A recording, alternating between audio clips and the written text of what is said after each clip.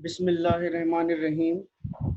Dear students, in previous classes, we had discussed two lectures, and these two lectures were divided into four sessions because we had to upload it all these videos on YouTube in order to make easy for you guys to search sequentially.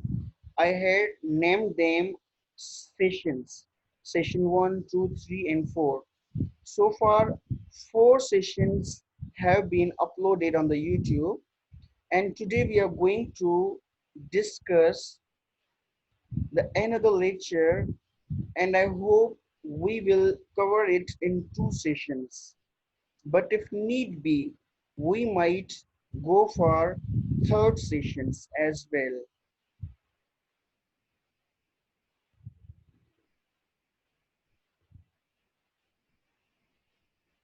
So in previous sessions, we were discussing about how we judge other people's behavior, and then we had discussed how we perceive other people behavior.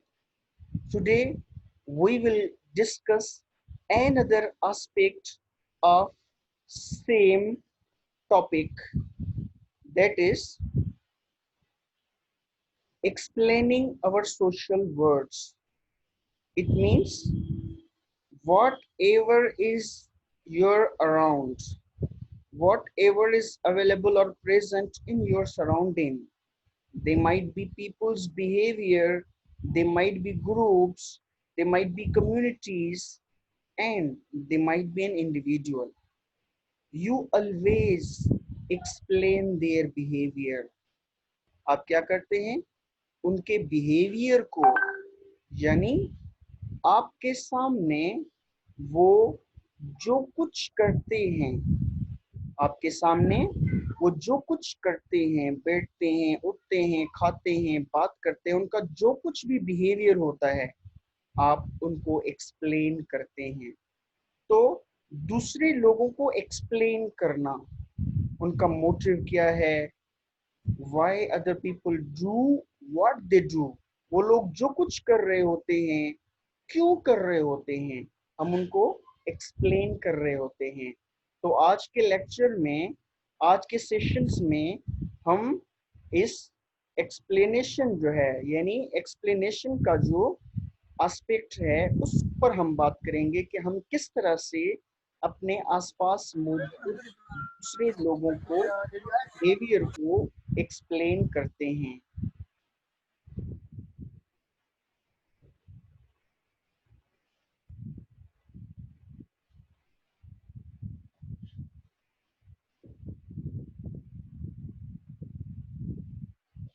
So the first concept that we will discuss in today's lecture, that is significance of explaining other people's behavior.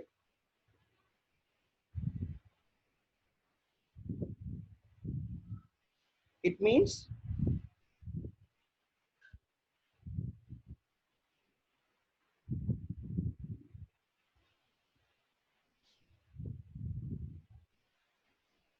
significance of other people's behaviors. दूसरे लोगों का जो behaviour होता है, यानी दूसरे लोगों का जो बिहेवियर होता है, उसको हम जो एक्सप्लेन करते हैं, उस एक्सप्लेन करने के प्रोसेस की क्या अहमियत है. यानी आप जो दूसरे लोगों के बिहेवियर को एक्सप्लेन करते हैं, उस एक्सप्लेनेशन की कितनी अहमियत है आपकी जिंदगी में और दूसरे लोगों की जिंदगी में. Simply the way you explain the behavior of others bears much consequences for you as well as for other people who behave. Number one, people make it their business, यानी लोग जो हैं इस चीज को अपना काम बना देते हैं। लोगों का काम ही ये है। क्या काम है लोगों का? एक्सप्लेन अदर पीपल्स बिहेवियर, यानी दूसरे लोगों के बिहेवियर को एक्सप्लेन करना। आपके सामने एक भिखारी है, वो भीख मांग रहा होता है। अब जिस रास्ते से वो गुजर रहा होता है वहां पे दो तीन लोग बैठे हैं। अब दो तीन लोग उस फकीर को देखें और उसके बारे में कोई एक्सप्लेनेशन ना दें, उसके बारे में कोई कमेंट ना दें, ये हो ही नहीं सकता। लोग जो भी रास्ते से गुजरते हैं, वो जो बैठे हुए लोग होते हैं, उन पर वो एक्सप्लेन यानी उनके बिहेवियर को करने की कोशिश करते हैं, ये बंदा ऐसा क्यों कर रहा है। तो पहले पॉइंट में हमने ये पढ़ा है कि आम लोग जो होते हैं उनका काम ही होता है कि वो दूसरे लोगों के बिहेवियर को एक्सप्लेन करते रहते हैं कि वो लोग जो हैं यानी अदर पीपल, वो लोग जो हैं क्यों ऐसा बिहेव करते हैं। इस क्यों का जवाब वो अपने तरफ से देने की कोशिश करते हैं। उसको हम कहते हैं explaining others behaviours. Point number two, social psychologists make it their business to explain people's explanation। लेकिन ये जो सोशल साइकोलॉजिस्ट होते हैं उनका काम क्या है? मेक इट देयर बिजनेस, वो इस चीज को अपना काम बनाते हैं। वो लोग किस चीज को अपना काम बनाते हैं? एक्सप्लेन पीपल्स एक्सप्लेनेशंस, यानी लोग दूसरे लोगों को कैसे एक्सप्लेन करते हैं, उनकी एक्सप्लेनेशन को पढ़ना या एक्सप्लेन करना, ये सोशल साइकोलॉजिस्ट का काम है। फॉर एग्जाम्पल, सिंपली आपके क्लास में दो ग्रुप हैं, गर्ल्स एंड बॉयज।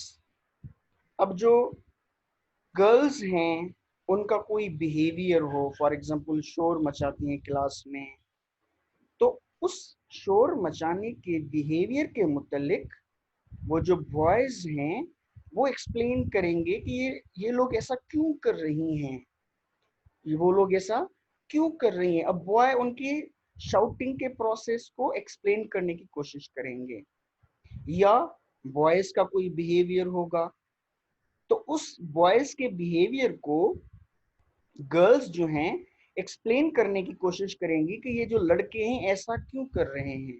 तो दोनों ग्रुप एक दूसरे के लिए एक्सप्लेनेशंस बनाएंगे। अब आप दोनों की एक्सप्लेनेशंस को पढ़ना, for example there is a teacher, वो सोशल साइकोलॉजिस्ट का रोल प्ले करता है। तो आपका जो टीचर है, आपका जो यानी सोशल साइकोलॉजिस्ट है, वो क्या करेगा? वो आप लोगों की एक्सप्लेनेशंस को पढ़ेगा कि बॉयज जो हैं वो किस तरह से एक्सप्लेन कर रहे हैं गर्ल्स के बिहेवियर को, और जो गर्ल्स हैं वो बॉयज के बिहेवियर को कैसे एक्सप्लेन कर रही हैं। तो आप लोगों की एक्सप्लेनेशंस को स्टडी करना सोशल साइकोलॉजिस्ट का काम है। It is the duty of the social psychologist to explain the explanations of the other people. I hope you have understood the point number two. It means the job of the social psychologist is to explain the explanations of the other people. Point number three. So how and how accurately, किस हद तक यानी आप explain करते हैं, आपने दूसरे बंदे के बिहेवियर को एक्सप्लेन किया। तो यहाँ पे पूछा जा रहा है आपकी जो एक्सप्लेनेशन होती है कि भाई फला बंदा जो भीख मांग रहा है वो इस वजह की वजह से भीख मांग रहा है। अब जो वजह आपने बताई है वो वजह उस बंदे की अपनी मजबूरी के साथ कितना रिलेट करती है। क्या वहां भी वही कहानी है जो आपने यहाँ पे समझ रखी है, या उस तरफ कुछ और कहानी है, और आपने जो अपनी माइंड में एक्सप्लेनेशन बनाई है वो कुछ डिफरेंट है। तो सोशल साइकोलॉजिस्ट जो हैं इस चीज को स्टडी करते हैं कि लोग जो हैं कितनी हद तक एक्यूरेटली दूसरे लोगों के बारे में जो एक्सप्लेनेशंस लगा बनाते हैं वो एक्सप्लेनेशंस कितनी एक्यूरेट होती हैं। एक होता है ना तीर, आपने देखा होगा शूटिंग के मुकाबले होते हैं, सामने एक टास्क होता है, आपने उस गोल दायरे के अंदर में तीर फेंकना होता है या शूट करना होता है उसके अंदर। तो जितना आपका यानी तीर उस निशान के करीब तर होता है आप उतने ज्यादा अच्छे शूटर माने जाते हैं, और जितना उस गोल दायरे से ज्यादा फासला होता है आपके तीर का या आपकी शूट शूट बुलेट का जहां पे लगी है, अगर उनका फासला ज्यादा है तो आपको बुरा शूटर माना जाता है। बिल्कुल इसी तरह सोशल साइकोलॉजिस्ट का ये काम है कि वो इस चीज को स्टडी करे कि लोग कितनी एक्यूरेटली दूसरे लोगों को एक्सप्लेन करते हैं, यानी उनकी जो जीनियन वजह होती है उनके अपने बिहेवियर की, वो उस जीनियन वजह की कितने करीब होते हैं या कितने दूर होते हैं। अब अगर आप ऐसे बंदे हैं कि आपकी एक्सप्लेनेशन बंदे के आपकी एक्सप्लेनेशन आपकी एक्सप्लेनेशन उस बंदे से करीब तरीन है तो आपको यानी कि सोफिस्टिकेटेड पर्सन माना जाता है, कि बंदा जो है पर्सनली ग्रूम्ड है, इसीलिए इसीलिए उसने जीनियन जो असबाब हैं उस बंदे के बिहेवियर को के उनको पहचान लिया है। लेकिन अगर आपकी जो एक्सप्लेनेशन है उस बंदे के बिहेवियर से बहुत दूर की है तो ये माना जाता है आप जो है हवा में तीर फेंक रहे हैं, यानी आप जो एक्सप्लेनेशन देते हैं उसका हकीकत के साथ कोई भी ताल्लुक नहीं रहता। Point number 4, our judgments of people depend on how we explain their behavior। बेटा दो चीजें बता रहा है, our judgment of people यानी हम जो दूसरे लोगों के मुतालिक जजमेंट बनाते हैं, जजमेंट करते हैं कि फला बंदा अच्छा है या फला बंदा बुरा है, फला बंदा ऑनेस्ट है या फला बंदा डिसऑनेस्ट है, उस बंदे के बारे में जो भी हमारी जजमेंट है वो डिपेंड करती है किस चीज पर, how we explain their behaviour, यानी जिस अंदाज से हम उन लोगों का बिहेवियर एक्सप्लेन करेंगे हमारी जजमेंट भी उस एक्सप्लेनेशन के मुताबिक ही होगी। तो बेटा इस पॉइंट नंबर 4 में हमने ये बात सीखी कि आपकी जो जजमेंट होती है दूसरे लोगों के बारे में ये 100% डिपेंड करती है किस चीज पर, how we explain their behaviour. तो बेटा कभी कभी क्या होता है, उस दिन हमने मिस जजमेंट को पढ़ा था कि कभी कभी मियाँ जो है अपनी बीवी को मिस जज कर देता है, कभी कभी बीवी जो है अपने मियाँ को मिस जज कर देती है। तो ये मिस जज के नुकसान आपको पता है कितने शदीद होते हैं। तो मिस जजमेंट की असल वजह क्या है, आज हम जो टॉपिक पढ़ रहे हैं एक्सप्लेनेशन का, असल वजह ये है, यानी आपने सामने वाले बंदे के बिहेवियर को जैसे एक्सप्लेन किया उसके मुताबिक ही आपकी जजमेंट बनने वाली है। इसीलिए मोरल ये है इस पॉइंट का, अगर आप अच्छे से एक्सप्लेन करेंगे दूसरे बंदे के बिहेवियर को, अगर आप दूसरे बंदे के बिहेवियर को अच्छे से एक्सप्लेन करेंगे तो आपकी जजमेंट भी अच्छी और पॉजिटिव रहेगी। लेकिन अगर आप दूसरे बंदे के बिहेवियर को नेगेटिवली एक्सप्लेन करते हैं तो आपकी जजमेंट भी नेगेटिव ही होगी। It means your explanation determines your judgment. या इसको यूं भी कह सकते हैं, your judgment depends upon your explanation. तो अब हमारे लिए सबक ये है कि जजमेंट को बेहतर बनाने के लिए जजमेंट पे फोकस करने के बजाय हमने जिस तरह से दूसरों को एक्सप्लेन करते हैं उस पर ज्यादा तवज्जो देने की जरूरत है. So from now on we have to explain the behavior of other students, other people positively. दो पाथ होते हैं ना, एक होता है नेगेटिवली, एक होता है पॉजिटिवली. आपने हमेशा दूसरे के बिहेवियर को पॉजिटिवली ही एक्सप्लेन करना है. Point number 5, depending on our explanation we may जज किलिंग एज मर्डर. अब फॉर एग्जाम्पल किसी एक बंदे ने दूसरे बंदे को मार दिया है. अब उस बंदे के दूसरे बंदे को मारने का जो बिहेवियर है, आप उसको एक्सप्लेन कैसे करेंगे, आप उसको जज कैसे करेंगे, ये डिपेंड करता है आपने उस बंदे के बिहेवियर को एक्सप्लेन कैसे करना है. किलिंग एज अ मर्डर यानी वो कत्ल है, या मैनस्लॉटर यानी दूसरे बंदे को जो है वो ज़बह करना है, या यानी कत्ल से रिलेटेड ये वर्ड भी.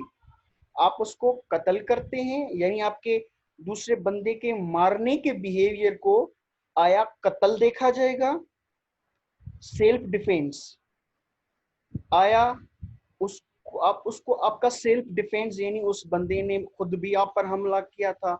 अब अगर आप उसको ना मारते तो वो बंदा आपको मार देता. इस तरह अगर कोई कत्ल हो जाता है उसको हम कहते हैं सेल्फ डिफेंस.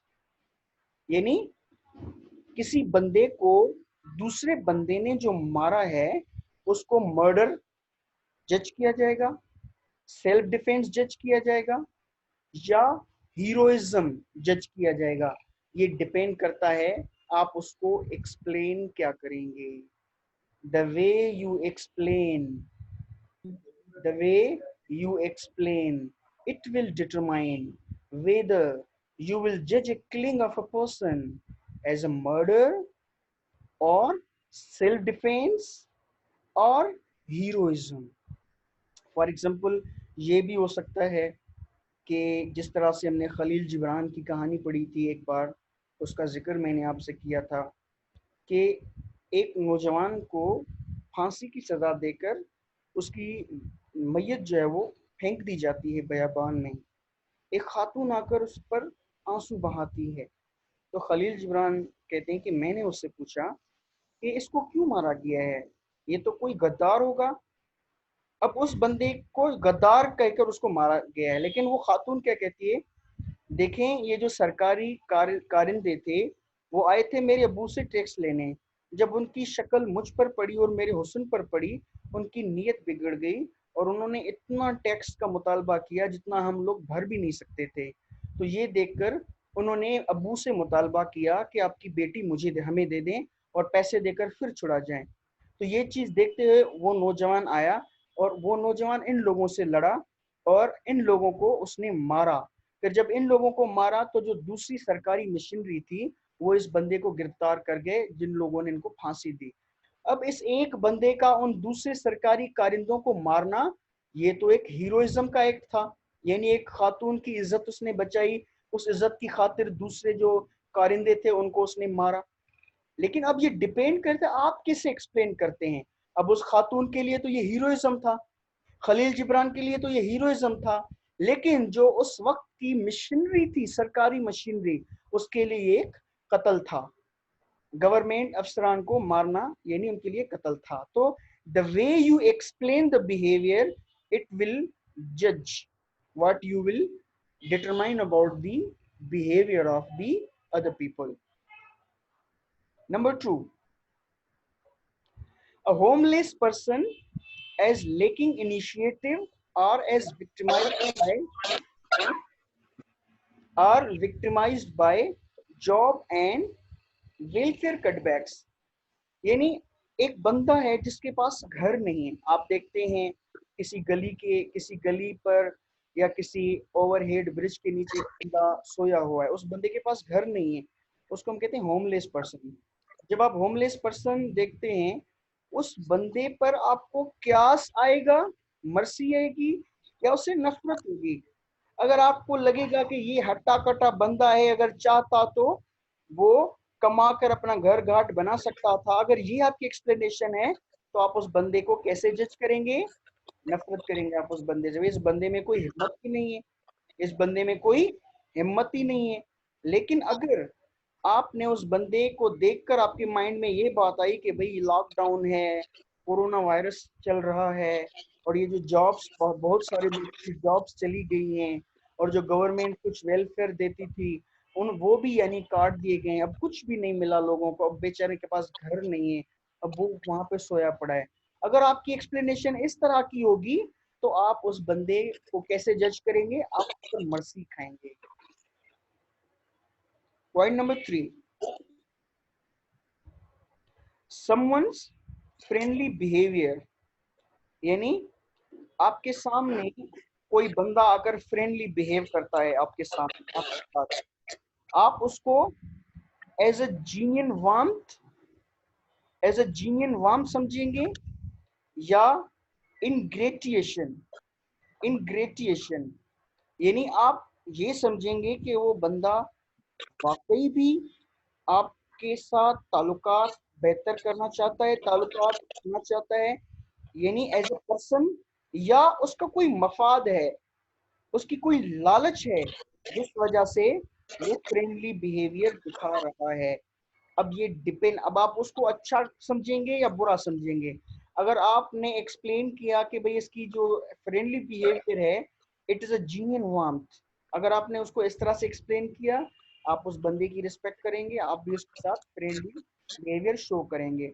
लेकिन कभी कभी आपने देखा होगा, एक बंदा दूसरे बंदे के साथ फ्रेंडलीनेस शो करता है, अच्छा बिहेव करता है, फिर भी दूसरा बंदा उस अच्छे बिहेवियर का जवाब अच्छे बिहेवियर से नहीं देता। क्यों नहीं देता? क्योंकि वो बंदा इस बंदे के इस फ्रेंडली बिहेवियर को जज क्या कर रहा है, ये इसके बेस पे जज कर रहा है कि भाई इस बंदे का जो ये फ्रेंडली बिहेवियर है, ये लालच की वजह से, कुछ ना कुछ जिस वजह से ये बंदा इस तरह का मुझसे बिहेव कर रहा है।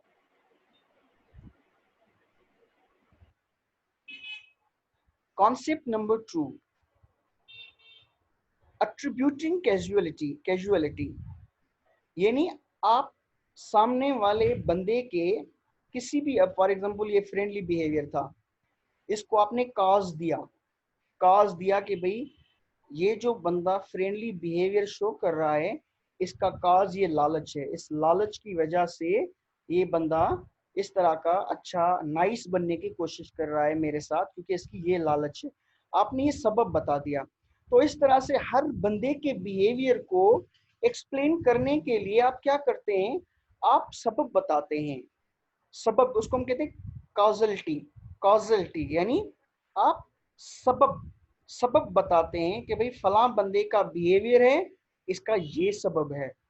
अच्छा, अट्रीब्यूट्स यानी लेबल, यानी अलॉट करना, यानी उस उस बंदे के बिहेवियर पर वो काज थूपना कि भाई ये इस चीज का काज है, उसको कहते हैं अट्रीब्यूटिंग कॉजलिटी, यानी काज का देना।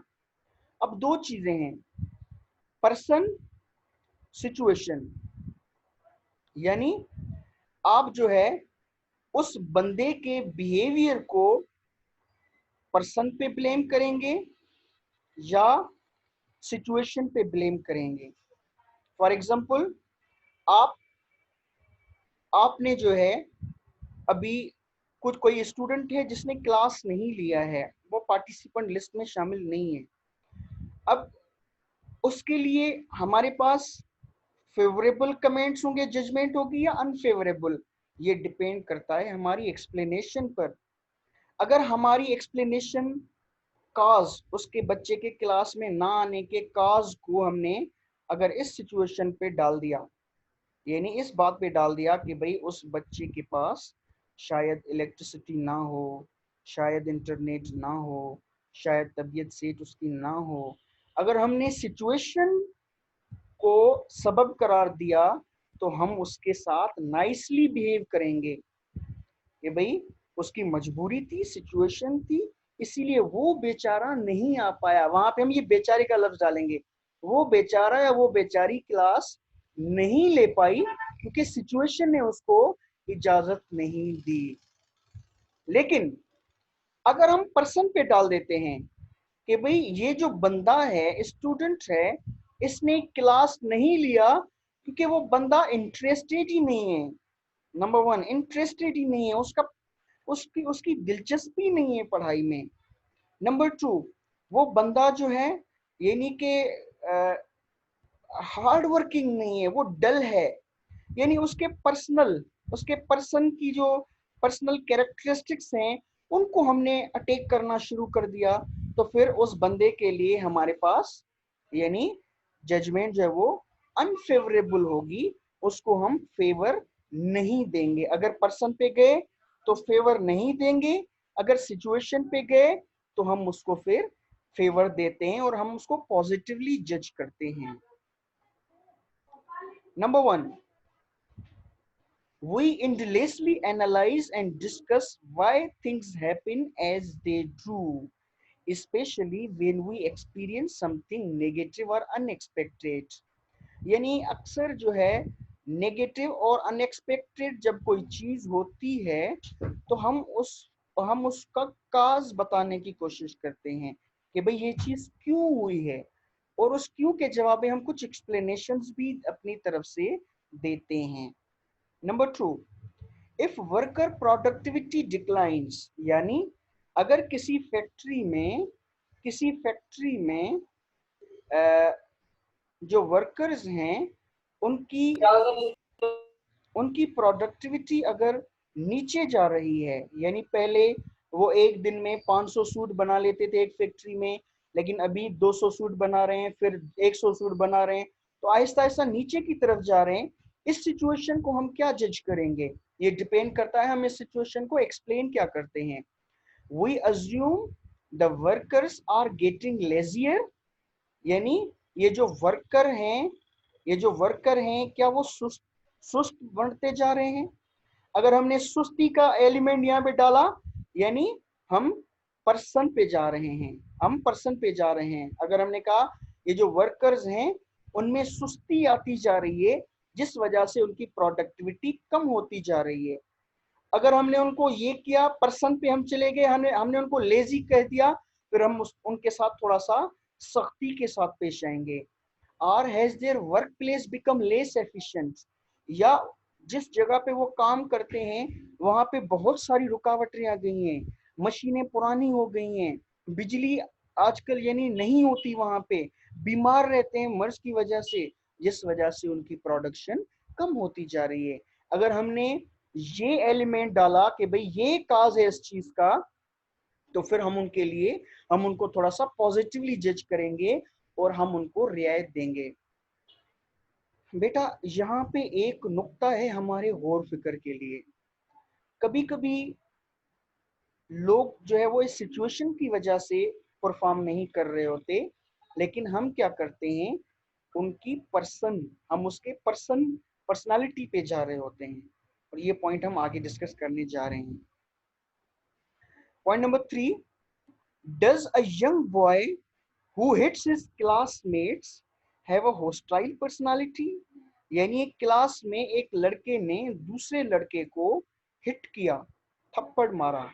अब इस थप्पड़ मारने को हम कैसे जज करेंगे।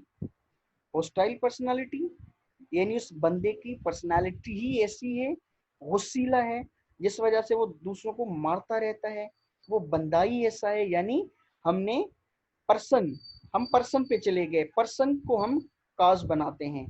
या he is responding to relentless teasing, या उस बेचारे को लड़के टीज करते हैं, सारे इसको काला काला कहते हैं, लंबा लंबा कहते हैं, बोना बोना कहते हैं, सारे लोग उसको टीज करते रहते हैं, वो बेचारा फिर तंग आकर उनको थप्पड़ मारता है। अब इस थप्पड़ में और पहले वाले थप्पड़ में फर्क है। अगर ये आप जजमेंट देते हैं कि भाई इसकी हॉस्टाइल पर्सनालिटी है, इस वजह से वो थप्पड़ मारता है, तो आप उसके साथ सख्ती से पेश आते हैं।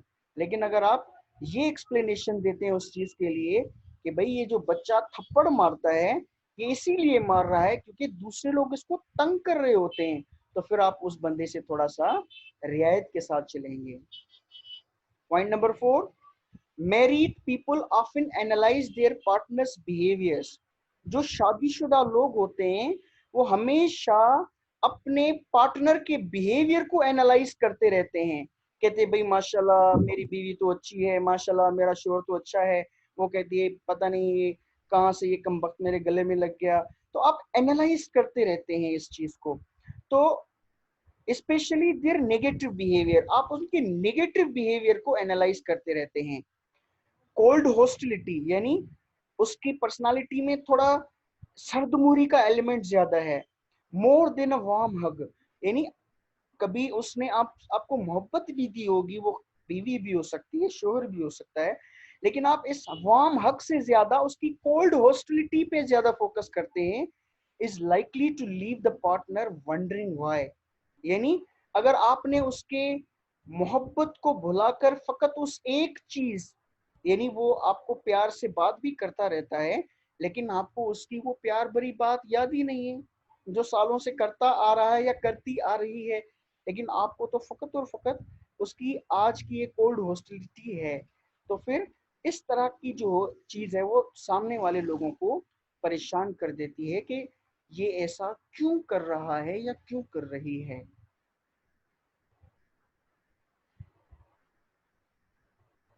अच्छा बेटा, यहाँ पे हम अपना जो है पहला सेशन एंड कर रहे हैं क्योंकि फ़कत 2 मिनट रह गए हैं सेशन को ऑटोमेटिकली एंड होने के लिए। हम इंशाल्लाह 10 मिनट के बाद दूसरे सेशन में मिलते हैं।